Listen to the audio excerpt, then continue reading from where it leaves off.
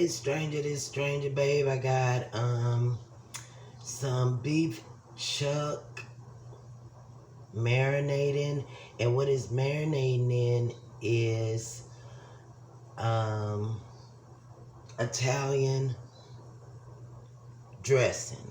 Yes, Italian dressing.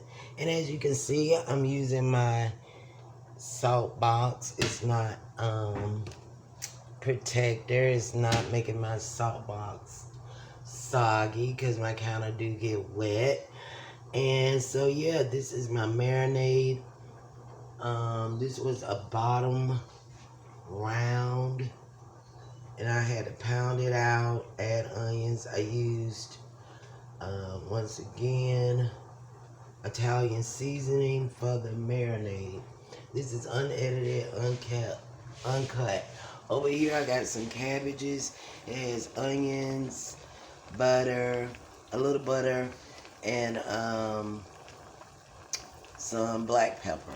Over here, this is gonna be yellow rice. I like yellow rice. Hope you do too. And I'll be back in a sec. With the cabbage, you gotta make sure you don't put too much water in it. Once again, I have onion, black pepper, and some butter. Not a lot of butter, but a bit of butter. Usually, I would fry bacon and use that to season my greens. But I mean my cabbages. But today I'm not. So once again, do not put too much water in your cabbage. All you want to do is steam them. I have the rice in now, and I'm going to use this back pot here to make like a grill for my beef.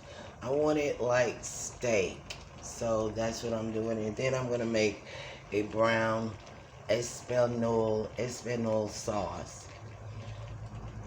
Scratch that. What I'm going to do with this beef, I'm going to braise it, and I'm going to put steak sauce on it. No espanol sauce. I'm just going to use a regular steak sauce, and I'm going to eat it like a steak.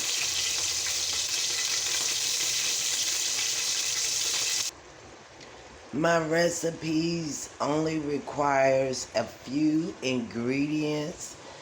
Yes, it's for the sensitive tummies out there that can't take a lot of seasoning. So I try to keep it at 4 to 5 ingredients with each dish, because I'm also very particular about my seasoning.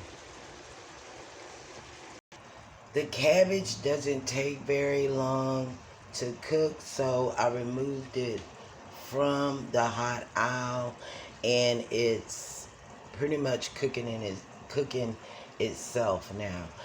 Now this meat here, since I put the Italian seasoning on it, is making a tight broth. So what I'll do is I'll remove that broth from the meat if it does not cook down. Cooking is trial and error, so don't be discouraged if your dishes do not turn out the way you want. Right now we want to practice on not burning. And so what's going to happen with this is going to make a reduction, and yeah, then I'm going to let it braise. And this is a beef round, so I had to pound it out, cut it thin, and I pounded it out. When you're in the kitchen, you want to be comfortable, so make sure you get comfortable in the kitchen. Wear something that you're not going to be concerned if you get a splash or a spill. I'm so comfortable in the kitchen. Yeah, I'm just like in my night gear. So, but for the beginner cooks, and yeah, the beginner cooks, Be careful with frying because grease does pop. People that scared of meat, touching meat, touch the meat, feel the meat, get to know the meat, look around in the kitchen, find out where all your seasoning at. Be prepared when you come in the kitchen to cook. Don't have a too messy kitchen because it's going to make your experience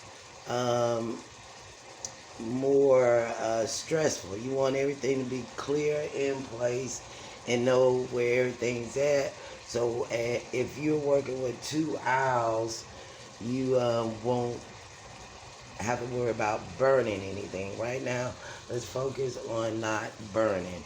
Once again, cooking is trial and error. The cabbage is done. This rice is done. The only thing that's happening right now is this meat making a reduction. And a reduction is when it just kind of turn into, it's just evaporating. Those juices are evaporating. Now, being as the sauce that I use, it may not evaporate all together. So what I would do is I would just remove the meat and just let it do its thing in the onions. See how the sauce is literally just turning into oil? Well, yeah, I'm gonna get rid of all of that sauce. That is a reduction. It took all the water out of that sauce, and now I don't have to worry about